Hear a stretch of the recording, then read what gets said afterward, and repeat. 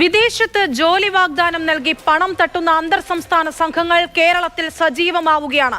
യുകെയിൽ ജോലി വാഗ്ദാനം നൽകി തിരുവനന്തപുരം സ്വദേശിനിയിൽ നിന്നും തട്ടിയെടുത്തത് ലക്ഷങ്ങളാണ്. തട്ടിപ്പ് സംഘത്തിലെ പ്രധാനിയെ ഡൽഹിയിലെത്തി അറസ്റ്റ് ചെയ്ത കാട്ടാക്കട പോലീസ്.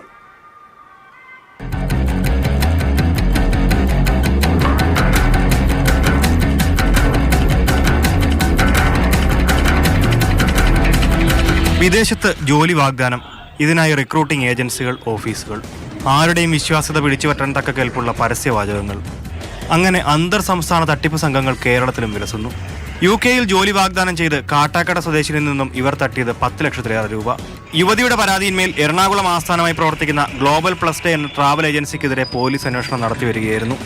പ്രതികൾക്കെതിരെ പോലീസ് ലുക്കൌട്ട് നോട്ടീസും പുറപ്പെടുവിച്ചിരുന്നു. ഇതിനിടെ ഡൽഹി വഴി ദുബായിലേക്ക് രക്ഷപ്പെടാനുള്ള ശ്രമത്തിനിടെ ഡൽഹി പോലീസ് പ്രതിയെ തടഞ്ഞുവെക്കുകയായിരുന്നു.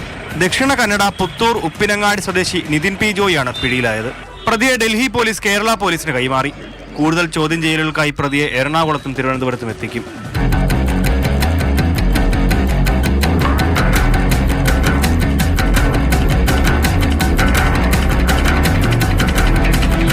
മാതൃഭൂമി ന്യൂസ്, തിരുവനന്തപുരം.